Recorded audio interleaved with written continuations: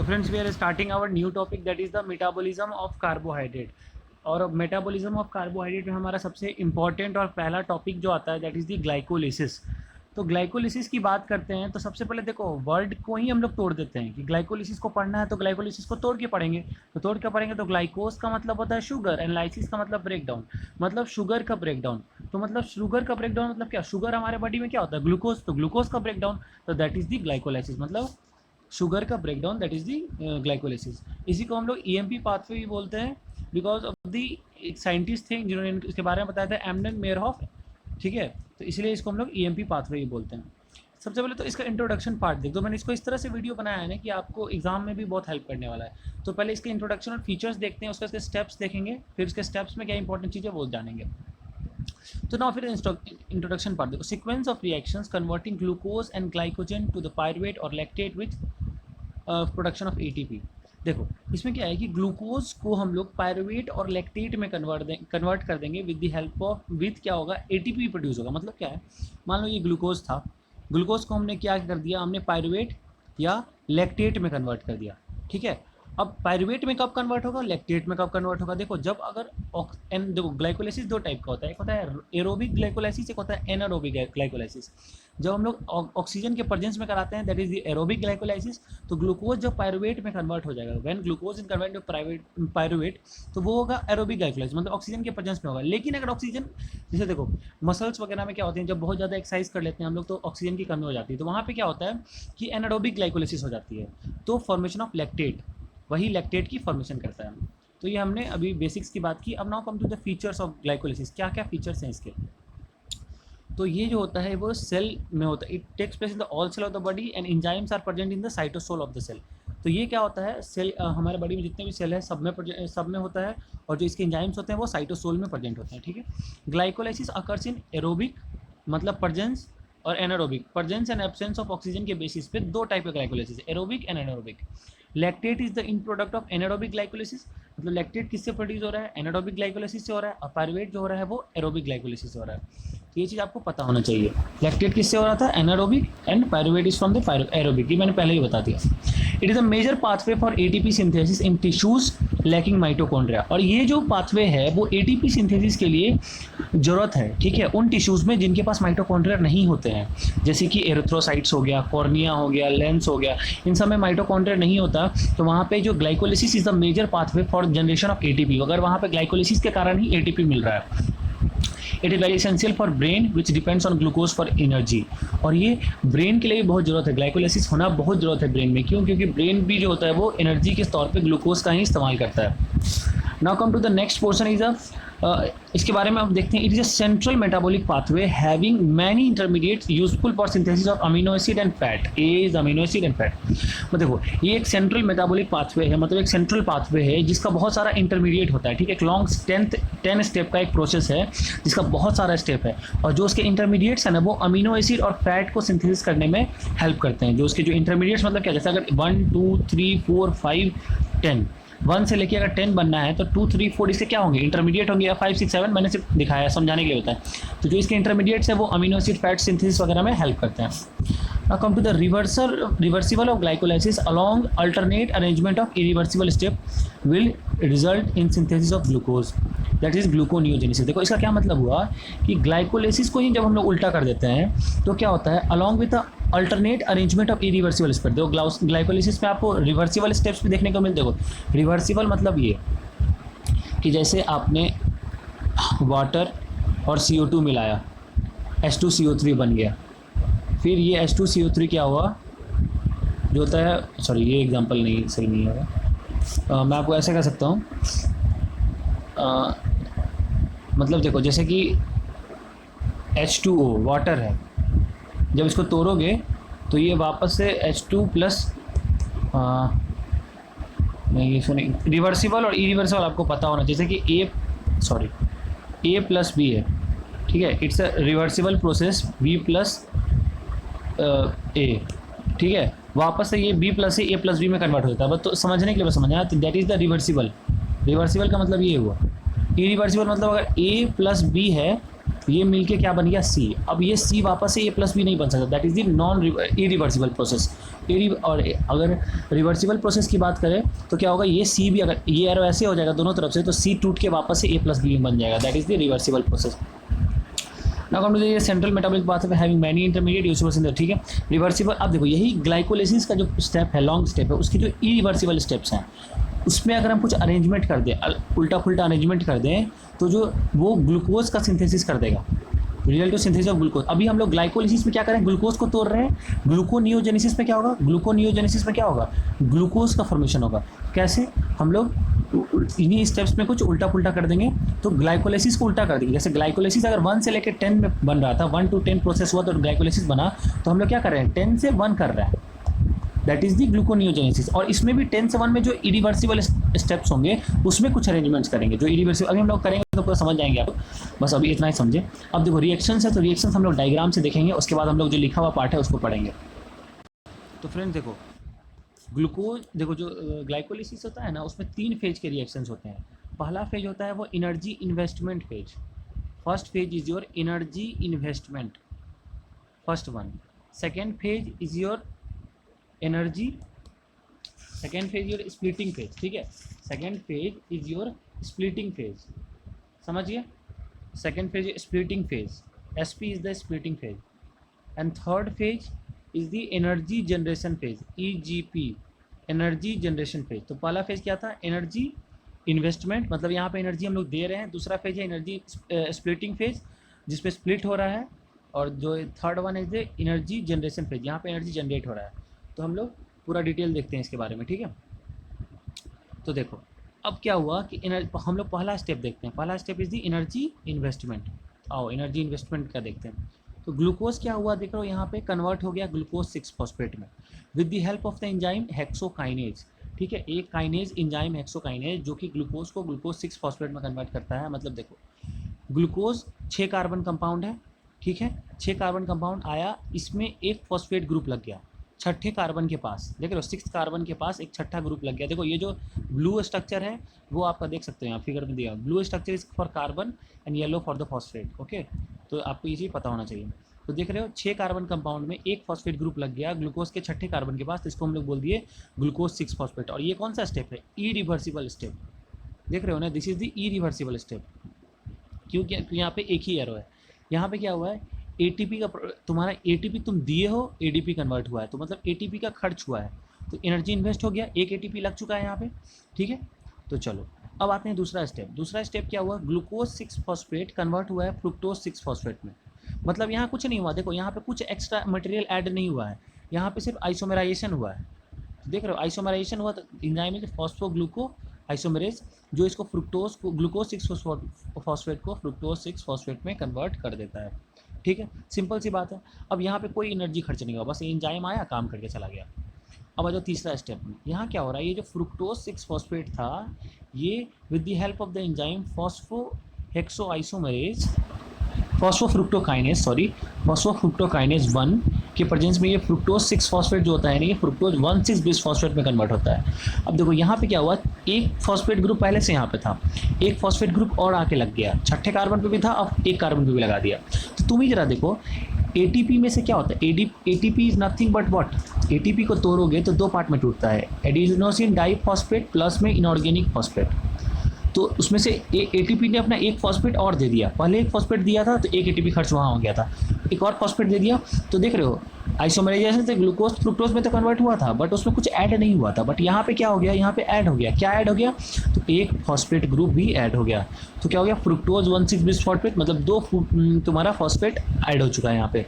तो ये एंजाइम बहुत इंपॉर्टेंट है। तो हमने आपको बताया था ग्लूकोनियोजेनेसिस में इरिवर्सिबल स्टेप्स का इस्तेमाल होता है। देखो पहला भी इरिवर्सिबल, दूसरा रिवर्सिबल था, तो इसका कोई काम नहीं होगा उसमें, और ये फिर काम आएगा। तो यही 3 स्टेप्स थे जो आपको एनर्जी इन्वेस्टमेंट में पढ़ना था। आपने एनर्जी इन्वेस्टमेंट वाला फेज पढ़ लिया। अब आप पढ़ोगे स्प्लिटिंग फेज, जो सेकंड फेज है। इसमें देखो फ्रुक्टोज 1,6 बिस फॉस्फेट जो कि 6 कार्बन कंपाउंड है, ये 6 कार्बन कंपाउंड है। ये क्या होता है, एल्डोलेज जो एक स्प्लिटिंग एंजाइम है जो इसको स्प्लिट करता है 2 पार्ट में, that is the glyceraldehyde 3 phosphate and the dihydroxy acetone phosphate. अब ये जो डाइहाइड्रोक्सी एसीटोन फॉस्फेट है ना, with the help of the enzyme triose phosphate isomerase, ये इसमें कन्वर्ट हो सकता है, ग्लिसरॉल डिहाइड 3 फॉस्फेट में कन्वर्ट हो सकता है और ये वापस इसमें हो सकता है। तो हम लोग सेम स्टेप दोनों साइड रन करेगा, हम लोग एक साइड पढ़ेंगे बस, ठीक है। तो हम लोग सेम स्टेप दोनों साइड रन करता है, जो स्टेप इधर रन कर रहा है लेफ्ट साइड, जो लेफ्ट रन कर रहा है वही राइट में भी रन करेगा। तो हम लोग एक तरफ पढ़ लेते हैं, बात को बराबर कर लेंगे फिर बाद में। चलो, तो ग्लिसरॉल डिहाइड 3 फॉस्फेट जनरेट हो चुका था, तो ये हमने स्प्लिटिंग फेज भी पढ़ लिया। अब हम लोग एटीपी जनरेशन फेज पढ़ेंगे, मतलब जहाँ पे एनर्जी जनरेट होगा वो फेज के बारे में पढ़ेंगे। तो देखो, जो ये ग्लिसरॉल डिहाइड 3 फॉस्फेट था, तो इससे पहले का एक बार फेज हम लोग रिवीजन कर लेते हैं क्या। तो देखो, ग्लूकोज कन्वर्ट हुआ ग्लूकोज 6 फॉस्फेट में with the help of enzyme hexokinase, एक एटीपी खर्च हो गया, ठीक है। अब जो तुम्हारा एक एटीपी खर्च हुआ है, अब देखो यहाँ पे ये जो ग्लूकोज 6 फॉस्फेट है ये कन्वर्ट हो गया with the help of enzyme phosphoglucoisomerase fructose 6 phosphate में कन्वर्ट हो गया, ठीक है।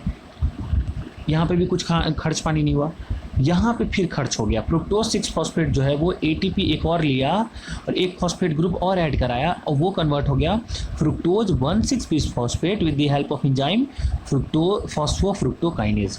तो ये इंपॉर्टेंट है। तो यहाँ तक फेज हमने देखा। अब इसके बाद हम जो फेज देखने वाले हैं that is the energy splitting phase.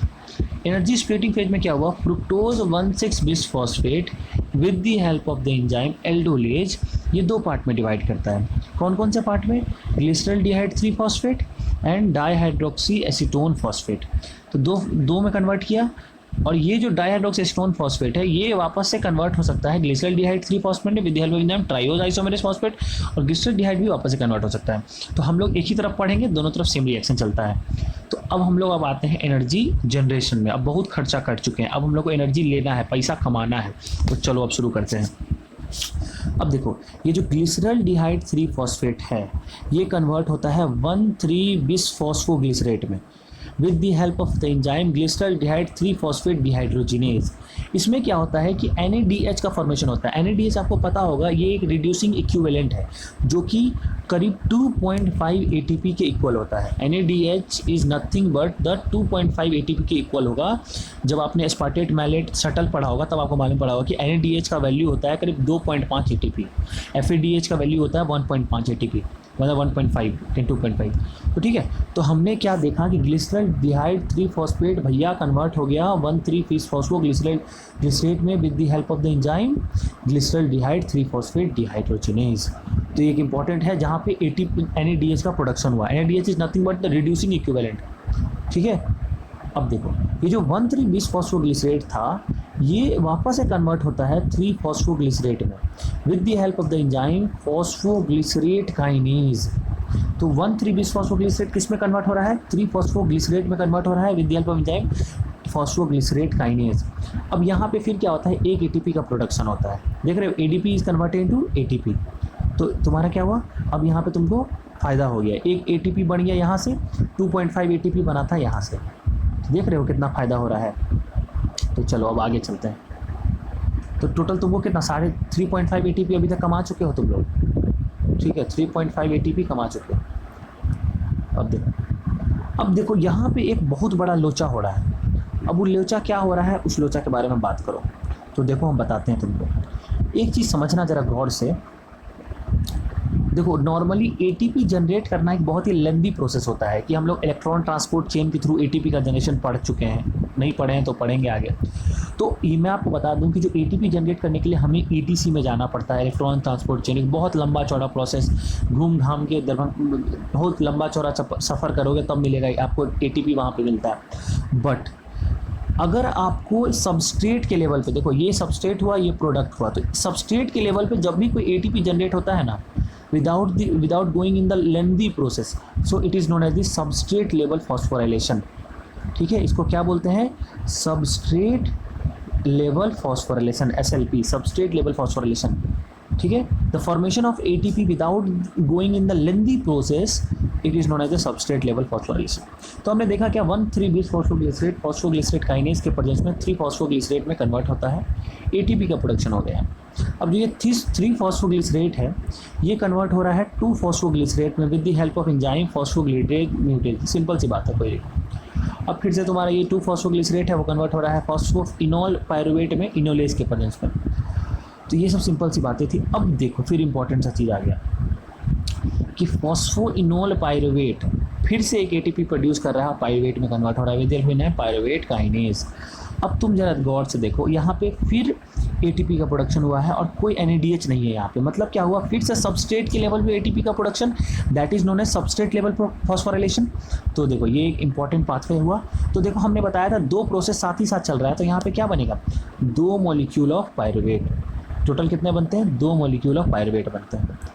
अब देखो कितने एटीपी टोटल प्रोड्यूस हुए, तो देखो ऊपर साइड में 2 प्रोड्यूस हुए थे, तो हम लिख लेते हैं ऊपर में 2 खर्च हुए थे टोटल। तो एटीपी टोटल हमारे पास तुम्हारा देखो एटीपी टोटल कितना बन रहा है। सो देखो पहले हम लोग कितना खर्च किए हैं, तो एक्सपेंडिचर को ई से डिनोट करते हैं, ऊपर साइड में 2 खर्च कर चुके हैं। अब फॉर्म कितना हो रहा है, सो देखो यहाँ पे NADH है तो 2 NADH हो जाएगा दोनों साइड से, इस साइड के लिए भी 1 NADH होगा, इस साइड के लिए भी। डाइहाइड्रोक्सी फॉस्फेट एसीटोन फॉस्फेट भी तो बनाएगा 1 NAD, तो इधर साइड से भी हो जाएगा, तो इधर का NAD इधर है, तो मतलब टोटल 2 NADH हो जाएगा। तो मतलब 2.5 × 2 5 ATP इधर से, ठीक है, और 2 ATP तुम्हारा इधर से हो गया, तो टोटल क्या हो गया, तो देखो 2 ATP इधर से होगा तो 2 ATP इधर से भी तो होगा, टोटल 4 ATP हो गया। सबस्ट्रेट लेवल फॉस्फोराइलेशन से कितना हुआ, 4 ATP हो जाएगा टोटल तुम्हारा। मेरी बात को समझो, यहाँ भी 1 ATP, यहाँ भी 1 ATP सबस्ट्रेट लेवल की वजह। तो लेफ्ट साइड अगर 2, यहाँ लेफ्ट साइड तुम्हारा 2 ATP बन रहा है, तो राइट साइड भी तो 2 ATP बन रहा है, टोटल 4 ATP हो जाएगा तुम्हारा। तो अब 4 ATP क्या हुआ टोटल, तो अब इसको हम लोग ऐड कर देते हैं, टोटल 9 ATP बन गया। अब ये जो 9 ATP बन गया, तो आप खर्च कहाँ निकालोगे, इसी में से निकालोगे, तो माइनस कर दो 2, तो टोटल 7 ATP आपको बनता है ग्लाइकोलिसिस से। तो it will lead to formation of what, pyruvate. Pyruvate 2 molecules of pyruvate यहाँ बनते हैं, ठीक है, क्योंकि राइट और लेफ्ट दोनों चला, तो ये 2 मॉलिक्यूल ATP बन गया। अब चलो, अब हम लोग क्या करते हैं ना, अब हम लोग इस प्रोसेस को एक बार अपने से समझते हैं, बड़ा प्यार से समझते हैं, शुरू से समझते हैं, घबराना नहीं है, बहुत ही अच्छे से समझते हैं। चलो तो देखो अब हम तुमको इस प्रोसेस को समझाते हैं बड़े प्यार से। सबसे पहले क्या हुआ था, सो देखो पहला प्रोसेस ग्लूकोज था, कन्वर्ट किस में हो गया, ग्लूकोज 6 फॉस्फेट में। तो अब हम लोग ना एक एक एंजाइम के बारे में पढ़ते हैं, कौन कौन सा एंजाइम का कुछ डिटेल पढ़ना है क्या, तो चलो आओ देखते हैं, स्टेप्स देखते हैं इसका। पहला स्टेप आपको क्या मिला एनर्जी इन्वेस्टमेंट में, हेक्सोकाइनेज। पहला स्टेप क्या था, glucose is converted into glucose 6 phosphate with the help of enzyme hexokinase. और एक और एंजाइम होता है दैट इज द ग्लूकोकाइनेज। देखो लेकिन हेक्सोकाइनेज क्या होता है, इनहिबिट हो सकता है ग्लूकोज 6 फॉस्फेट से, ये बात ध्यान रखना। हेक्सोकाइनेज को इनहिबिट कर सकता है कौन, ग्लूकोज 6 फॉस्फेट। ये सब इंपॉर्टेंट चीज़ें हैं जो आपको एग्जाम में लिखनी है, ठीक है। तो इसलिए मैंने कुछ इंपॉर्टेंट पॉइंट्स करके स्टेप्स आपको याद खुद देखो। स्टेप्स नॉर्मली क्या है, when glucose is converted into glucose 6 phosphate with the help of the enzyme hexokinase, ठीक है, इतना लिख दिए बस। उसके बाद आप लिख सकते हो hexokinase is inhibited by glucose 6 phosphate और glucokinase, but glucokinase is not inhibited by glucose 6 phosphate. तो इंपॉर्टेंट चीज़ है, ग्लूकोकाइनेज नहीं होता इनहिबिट, ठीक है। और भी इसका बहुत डिटेल है कि Km वैल्यू पर डिपेंड करता है, बट हमको उतना डिटेल उतना जाने की जरूरत नहीं है, हमको थोड़ा थोड़ा बेसिक सबका लिखना है। तो हमने फर्स्ट स्टेप देखा था glucose in converting glucose 6 phosphate, mainly enzyme is hexokinase, but glucokinase भी हो सकता है। हेक्सोकाइनेज को इनहिबिट कौन करता है, ग्लूकोज 6 फॉस्फेट, लेकिन ग्लूकोकाइनेज को नहीं कर पाता है, इसलिए कहीं कहीं पे ग्लूकोकाइनेज का यूज भी होता है। अब second step is the isomerisation step. तो सेकेंड स्टेज में क्या हुआ, तो देखो यहाँ पे फर्स्ट स्टेप में भी ATP यूटिलाइज हुआ और थर्ड स्टेप में भी ATP यूटिलाइज हुआ था। सेकेंड स्टेप आइसोमेराइजेशन मतलब क्या हुआ था, ग्लूकोज 6 फॉस्फेट किस में कन्वर्ट हो गया था, फ्रुक्टोज 6 फॉस्फेट में। और यहाँ पे क्या हुआ था, फ्रुक्टोज 6 फॉस्फेट कन्वर्ट हो गया था fructose 1,6 bis phosphate BP, fructose 1,6 bis phosphate. Enzyme कौन सा था, फॉस्फोफ्रुक्टोकाइनेज 1, ठीक है। तो यहाँ पे भी एक ATP खर्च हुआ था, तो हमने इस एंजाइम के बारे में ही पढ़ लिया। अब चलो अब हम लोग शुरू से फिर देखते हैं। अब थर्ड स्टेप पे आते हैं। Third step is nothing but the splitting phase. Splitting phase में क्या हुआ था, फोर्थ स्टेप में एल्डोलेज एंजाइम आया, 2 पार्ट में डिवाइड किया, किसको, glyceraldehyde 3 phosphate and another one is the dihydroxy acetone phosphate, ठीक है। अब क्या हुआ, 5वां स्टेप में ट्रायो आइसोमेरेज क्या करता है, डाइहाइड्रोक्सी एसीटोन फॉस्फेट को ग्लिसरॉल्डिहाइड 3 फॉस्फेट में कन्वर्ट कर देता है। हमने बता दिया था दोनों स्टेप ग्लिसरॉल्डिहाइड DHAP जो है वो कन्वर्ट कर देता है इसमें, जिससे एक ही स्टेप का प्रोसेस चलता है। एक स्टेप भी हम लोग एक ही स्टेप को पढ़ते हैं, चलता दोनों तरफ है, मतलब इसको कन्वर्ट कर सकता है, एक दोनों आपस में कन्वर्ट हो जाते हैं, इंटर कन्वर्टेबल है। अब जो थर्ड स्टेप है हमारा, जो C कैटेगरी है, that is your energy generation phase. इसमें हमने क्या देखा था, ग्लिसरॉल्डिहाइड 3 फॉस्फेट डिहाइड्रोजिनेज एंजाइम है, ग्लिसरॉल्डिहाइड 3 फॉस्फेट डिहाइड्रोजिनेज एंजाइम के प्रेजेंस में क्या हो रहा था, ग्लिसरॉल्डिहाइड 3 फॉस्फेट जो है वो किस में कन्वर्ट हो रहा था, 1,3 बिस फॉस्फोग्लिसरेट है। मतलब क्या हो रहा है, ग्लिसरॉल्डिहाइड 3 फॉस्फेट कन्वर्ट किस में हो रहा था, 1,3 बिस फॉस्फोग्लिसरेट। ठीक है, देखो ग्लिसरॉल्डिहाइड 3 फॉस्फेट जो है वो 1,3 बिस फॉस्फेट में कन्वर्ट हो रहा था with the help of glyceraldehyde 3 phosphate dehydrogenase के प्रेजेंस में। यहाँ पे क्या हुआ था, NADH का फॉर्मेशन हुआ था, that is the reducing equivalent. मैंने बताया था यहाँ पे NADH का फॉर्मेशन हुआ तो ये 2.5 ATP हम लोग को दे रहा था। ठीक है, तो ये इंपॉर्टेंट चीज़ हुई। यहाँ पे क्या हुआ, आयोडो एसीटेट और आर्सेनेट जो था वो इस एंजाइम को इनिबिट कर रहा था ग्लिसरॉल्डिहाइड 3 फॉस्फेट डिहाइड्रोजिनेज को। मतलब देखो तुमको याद रखना होगा एक क्वेश्चन, तुम देखो तुमको बायोकेमिस्ट्री में पूरा रिएक्शन के साथ साथ पूरा स्टेप भी लिखना होगा एकदम लैंग्वेज बना के। तो ये सब जो छोटा छोटा पॉइंट है ना वो लैंग्वेज में काम आता है। तुमको ये चीज़ याद रह जाएगा, glyceraldehyde 3 phosphate in converted into 1,3 bis phosphoglycerate with the help of the enzyme glyceraldehyde 3 phosphate dehydrogenase. अब बट तुमको ये याद नहीं रहेगा कि iodo acetate and arsenate inhibit the enzymes glyceraldehyde 3 phosphate dehydrogenase, इसलिए मैंने लिखा है ये चीज़। तो ये चीज़ तुमको लिखना होगा, मेंशन करना होगा। तो आयोडो एसीटेट और आर्सेनेट इनिबिट करता है इस एंजाइम को। अब देखो दूसरा है फॉस्फोग्लिसरेट काइनेज। हमने बताया था ना कि जो 1,3 बिस फॉस्फोग्लिसरेट है वो क्या हो रहा है, अब वो कन्वर्ट होता है किस में, 3 फॉस्फोग्लिसरेट में, 3 PGA में कन्वर्ट होता है। तो एंजाइम होता है फॉस्फोग्लिसरेट काइनेज और यहाँ पे ATP प्रोड्यूस हो रहा है, तो that is the substrate level phosphorylation. मतलब ATP का फॉर्मेशन हुआ without the involvement of electron transport chain और the lengthy processes, only at the level of substrate ही प्रोड्यूस हो गया, तो इसको बोल दिया। ठीक है, 8th स्टेप इज अ मतलब, और ये जो तुम्हारा जो ये स्टेप है ना, ये रेयर एग्जाम्पल्स फर्स्ट एंड जो काइनेज रिएक्शंस में रेयर है। अब देखो लास्ट जो 8th स्टेप, सॉरी लास्ट नहीं, 8th स्टेप जब एंजाइम बनेगा फॉस्फोइनोल म्यूटेज, ये भी एक आइसोमरेशन रिएक्शन है। इसमें 3 PGA जो है वो कन्वर्ट हो जाता है 2 फॉस्फोग्लिसरेट में। ठीक है, 3 phosphoglycerate is converted to phosphoglycerate enzyme phosphoglycerate mutase. अब अगला स्टेप है इनोलेज। इनोलेज का काम क्या है, ये 2 फॉस्फोग्लिसरेट को 2 PGA 2 फॉस्फोग्लिसरेट को कन्वर्ट कर रहा है किसमें, is converted into phosphoenol pyruvate PEP। ठीक है, ये इसको कन्वर्ट करता है फॉस्फोइनोल पायरुवेट में। मतलब 2 phosphoglycerate is converted into phosphoenol pyruvate. और ये इसको इनिबिट कौन करता है, fluoride. It is inhibited by fluoride. ठीक है, और इस एंजाइम को कौन इनिबिट करता है, फ्लोराइड। क्योंकि देखो ब्लड में ग्लूकोज एस्टिमेशन जब करना होता है, देखो अब इसको जरा, ये इंपॉर्टेंट लाइन है, देखो जब ब्लड का ग्लूकोज एस्टिमेशन करना रहता है लैब में तो फ्लोराइड ऐड किया जाता है ब्लड में। क्यों, क्योंकि वो ग्लाइकोलाइसिस ना कर सके। क्योंकि देखो इनोलेज एंजाइम ही इनिबिट हो जाएगा। ठीक है, बात समझो। क्योंकि ब्लड को जब लैब में टेस्ट होता है ना, ब्लड का जब भी टेस्टिंग होता है तो फ्लोराइड ऐड करते हैं। क्यों, क्योंकि वो ग्लाइकोलाइसिस ना कर ले। तो ग्लाइकोलाइसिस को प्रिवेंट करने के लिए क्या करते हैं, वो फ्लोराइड इनिबिट कर देता है। किसको करता है, इनोलेज। तो ग्लाइकोलाइसिस कैसे रोकेगा, इनिबिट कर देगा फ्लोराइड इनोलेज को, तो ग्लाइकोलाइसिस नहीं हो पाएगा। तो fluoride is unusual competitive inhibitor, तो इसको अनयूजुअल कॉम्पिटिटिव इनिबिटर बोलते हैं। अब जो पायरुवेट काइनेज है उसने फिर से ATP प्रोड्यूस करा दिया, मतलब जो फॉस्फोइनोल पायरुवेट बना था उसको उसने पायरुवेट में चेंज कर दिया। ठीक है, उसने उसको क्या कर दिया, पायरुवेट में चेंज कर दिया। तो हमने बता दिया आपको कि पायरुवेट में चेंज किया तो 2 मॉलिक्यूल्स को चेंज किया, 2 मॉलिक्यूल्स में थे, दोनों साइड प्रोसेस रन किया था। सबस्ट्रेट लेवल बता दिया कि ATP generation at the level of substrate is the substrate level phosphorylation. अब देखो जो पायरुवेट का होता है ना लैक्टेट में, under anaerobic conditions lack of oxygen pyruvate is reduce to NADH and to lactate in presence of enzyme lactate dehydrogenase. मतलब pyruvate जो है वो लैक्टेट में कन्वर्ट होगा लैक्टेट डिहाइड्रोजिनेज के प्रेजेंस में। Occurrence of uninterrupted glycolysis is very essential in skeletal muscle during strenuous exercise where an oxygen supply is very limited. देखो glycolysis की जरूरत पड़ जाती है कब, जब हम लोग बहुत गहरी एक्सरसाइज करते हैं तो क्या होता है कि ऑक्सीजन सप्लाई बहुत कम हो जाता है। तो इसलिए स्केलेटल मसल्स को क्या होती है कि जरूरत होती है ग्लाइकोलाइसिस को।